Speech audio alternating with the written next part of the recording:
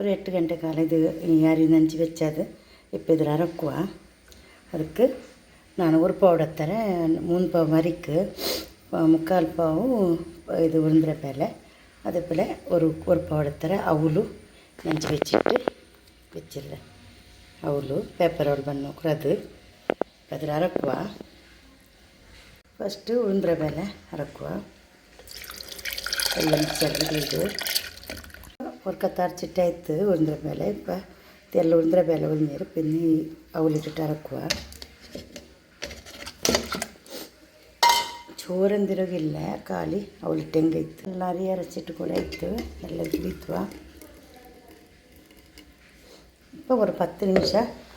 ಚಂದ ಮಿಕ್ಸ್ ಹಾಕಿಟ್ಟು ഒരു ಮುಚ್ಚಿ വെച്ച് ಬಿಡುವ ഒരു 5-6 ಗಂಟೆ ಬಿಟ್ಟಿಟ್ಟು ಇಡ್ಲಿ ಹಾಕ അരച്ച് വെച്ച പിട്ട് നല്ല പിട്ട് വന്നത് ഇപ്പോൾ ഇഡ്ഡലി ആക്കുക നല്ല പിട്ട് വന്നത് മിക്സ് ആക്കുക മിക്സ് ആക്കിയിട്ട് ഇപ്പോൾ ഇഡ്ഡലി ಮೊಳ್ಳು ಬೀത്തുವ ಇಡ್ಲಿ ಹಾಕಲು ಎಡತ್ತು ಎಲ್ಲ ಎಣ್ಣೆ ತೋತಿಟ್ಟು ಹೆಚ್ಚಿರ ತೇಂಗೆಣ್ಣೆ ಬೀತು ತೋತನು നല്ല ಅವರು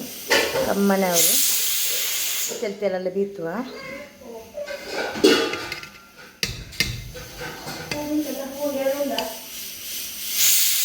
കൊത്തമ്പരിൽ തണ്ണി വെച്ചിട്ട് ഇപ്പോൾ കൊണ്ട് വെച്ചെടുക്ക് ഇന്നൊരു 20 നിമിഷം വെച്ച് 10 നിമിഷം ಬೇಪಟ್ಟುವ ചെറിയ ഇഡ്ഡലിയല്ലേ 10 ನಿಮಿಷത്തിൽ ಬೇವರು ಕತ್ತೆಲ್ಲ ಬೆಂದಿತ್ತಿದ್ದು ಇನ್ನೊಂದು ಕತ್ತು ಬೀತ್ಬೇಕು ಎಲ್ಲ ಚಪ್ಪೆ ಆವಟ್ಟು ಬೆಂತ ಇತ್ತು ഇപ്പോൾ ಇಡ್ಲಿರ ಕಿನ್ನത്തിൽ ಬೀತಿರ ಇದು ಬೇವಟ್ಟು നല്ല ഇതൊരു 10-20 നിമിഷം വേവണു ಬೆಂದಿತ್ತು ಗ್ಯಾಸಲ್ಲಿ ಆಫ್ ಹಾಕಿರ ತೆಲ್ ಚಪ್ಪೆ ಹಾಕಿ എടുക്കുക ഇഡ്ഡലി റെഡി ആയിട്ട് നോക്കൂ ഇത്ര സോഫ്റ്റ് ആയിട്ടുണ്ട് തെല്ല ഉഴുന്ന ಬೇಳೆ ഇട്ടിട്ട് അതേപോലെ ഒരു തെല്ല അവലിട്ടിട്ട് ಹಾಕಿಯದಿದು ಇಡ್ಲಿ നല്ല സോഫ്റ്റ് ಅವರು